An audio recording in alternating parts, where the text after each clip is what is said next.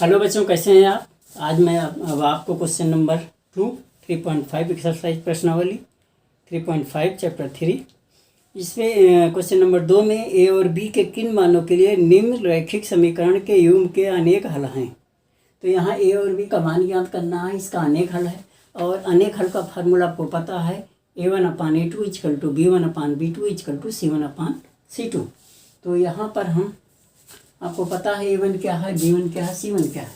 तो यहाँ A1 = 2, B1 = 3 और C1 = 7। A2 = A - B, B2 बराबर है A + B और C2 बराबर है 3A + B - 2। अपरिमित रूप से अनेक हल के लिए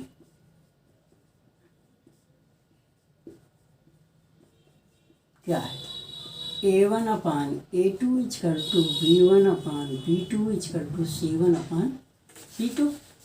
अब यहाँ पर क्या है, 2/A -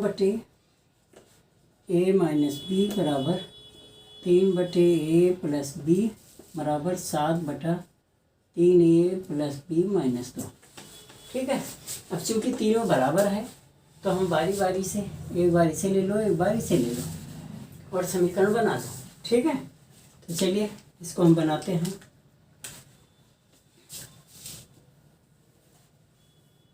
(2/A - B) = 3/A + B। तो तिरछा गुणा कर लो।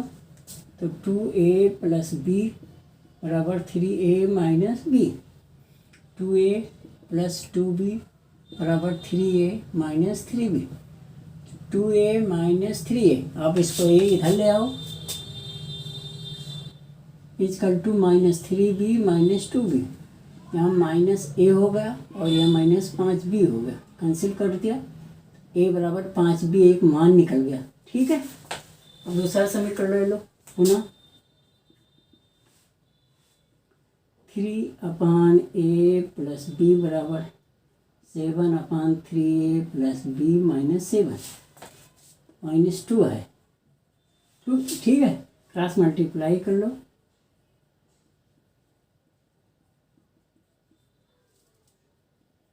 ठीक है। 3 से 3 3 - 9A, 3B - 6 7A + 7B। ठीक है। 9A - 7A, 3B - 7B - 6 बराबर 0।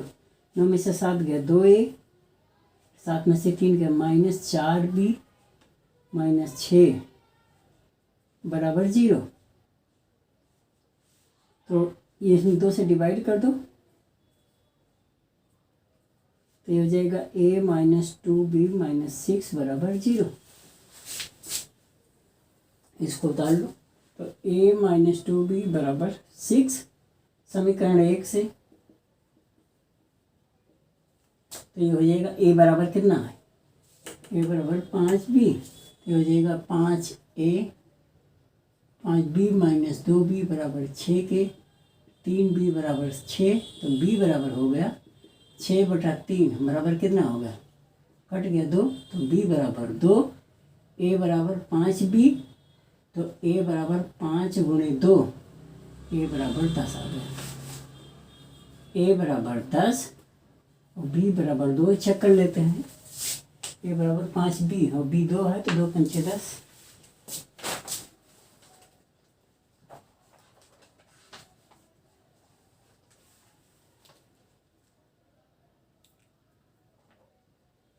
A बराबर 5, B बराबर 1।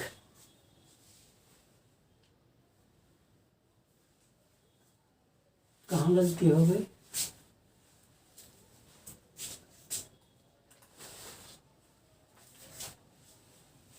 क्वेश्चन है 2x + 3y = 7, A - bx A + b, y = 3A + b - 2, A = 2, B = 3, C = 7। A2 बराबर A - B, B2 = A + B, 3A + B - 2। तो 2A - B बराबर 3A + B, 2A + B, 3A - B, 2A + 2B, 3A - 3B 3 इधर आ गया, 2 भी इधर जाएगा तो minus हो गया, कट गया, 3 में से 2 निकल गए, ए बराबर 5 भी आ गया।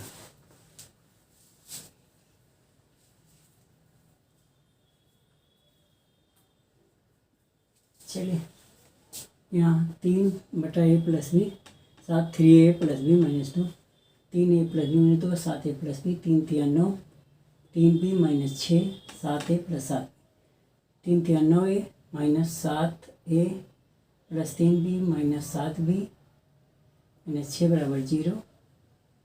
उनमें से 7 गया 2, 7 में से 3 गया 4, -6 = 0। तो 2 से काट दिया, 2 2, ये 3 आ जाएगा।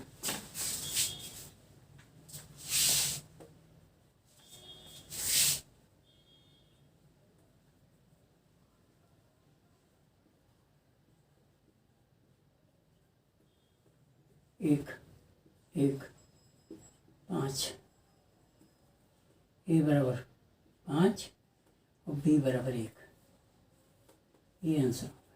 ठीक, तो बच्चों समझ गए, इसमें हमें केवल ए और बी का मान निकालना था अनेक हल के लिए। के किस मान के लिए निम्न समीकरण का कोई हल नहीं है।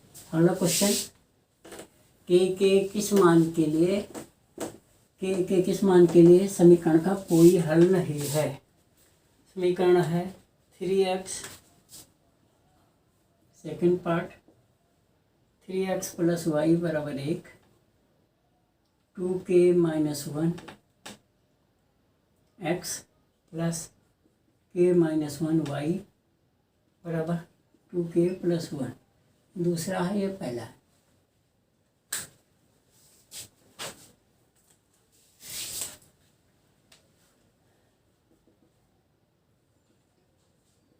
समीकरण का कोई हल नहीं है, अतः a1/a2 = b1/b2 is not equal to c1/c2। इस कंडीशन, ये कंडीशन होती है, यहाँ है 3/2k - 1 बराबर 1/k - 1 बराबर 1/2k + 1।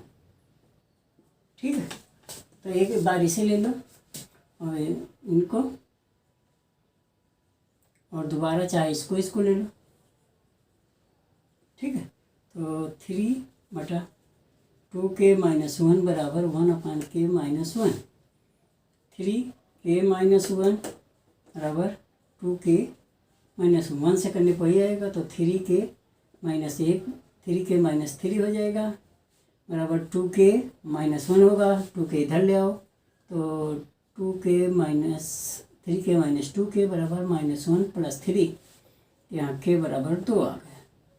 एक तो मान ये हो गया, और ये 1/k - 1 is not equal to 1/2k + 1। Cross ये कट गया, k - 1 is not equal to 2k + 1, तो k - 2k is not equal to 1 + 1, -k is not equal to 2, k is not equal to -2। तो यहाँ पर जो मान निकला है, k का मान 2 आया है और k का मान -2 नहीं है। ठीक है, मतलब k का मान 2 होगा, -2 नहीं होगा। ये आपका आंसर।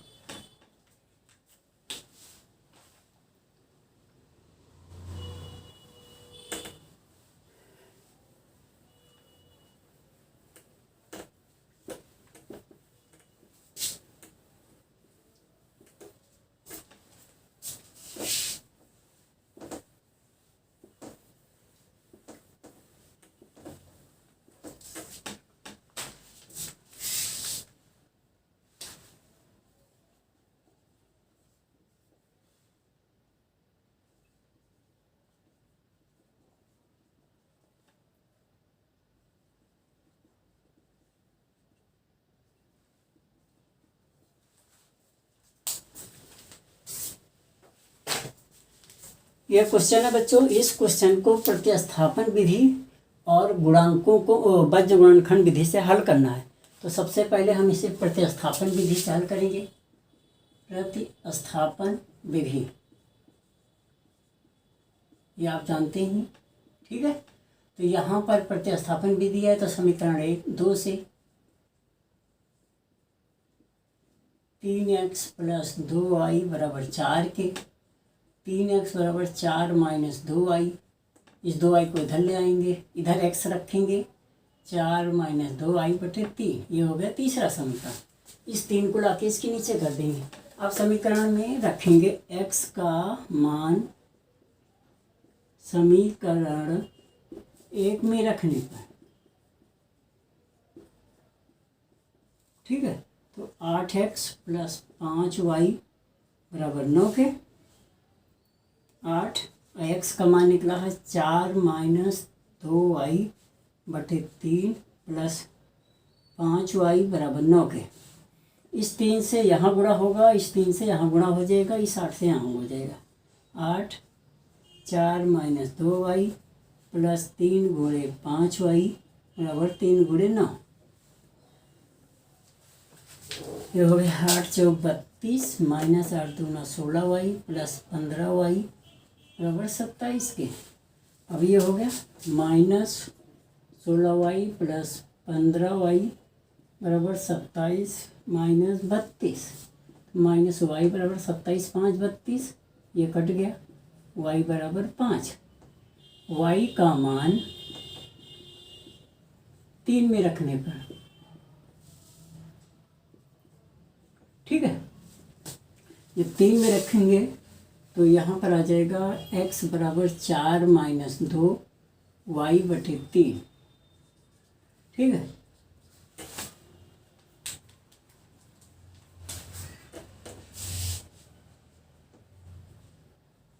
तो ये 4 - 2 × 5 बटे 3, 4 - 10 बटे 3, तो ये हो गया -6 बटा 3 बराबर हो गया -2। x बराबर हो गया -2, y बराबर हो गया 5। ये आपका हल होगा, ठीक है।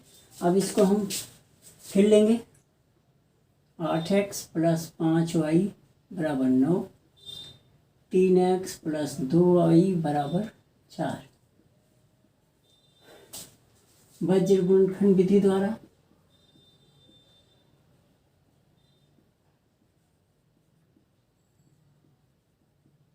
ठीक है। यहाँ पे इस विधि का प्रयोग करेंगे। पहले तुम वैल्यू निकाल लो, a1 बराबर 8, b1 बराबर 5, c1 बराबर 9, a2 बराबर 3, b2 बराबर 2, c2 बराबर 4। एक चीज़ ध्यान रखना, यहाँ पर ये c1 c2 राइट साइड है, मतलब दाहिनी तरफ है, तो वहाँ पर हम समीकरण है इसको जो है डायरेक्ट नहीं लिखेंगे। सवाल है b1 c2 - b2 c1 होता है, तो यहाँ -b1 c2 - b2 c1, ये बटा a1 b2 - a2 b1, ये फार्मूला है। ध्यान रखना, अगर ये c1 c2 दाहिनी तरफ है तो यहाँ माइनस लेना है, अगर ये भी बाईं तरफ है तो यहाँ माइनस नहीं लेना, और यहाँ पर वैल्यू रख दो। तो यहाँ b1 है 5 × 4 - 2 × 9 बटे a1 b2,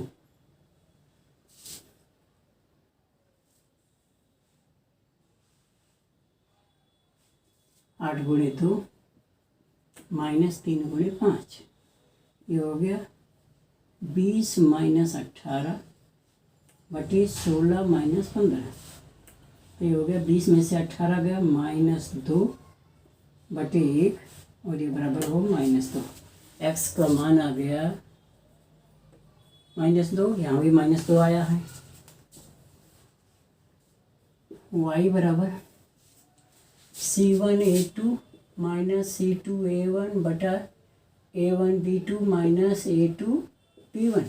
अब यहाँ वैल्यू रख दो, 9 × 3 - 4 × 8 बटे 8,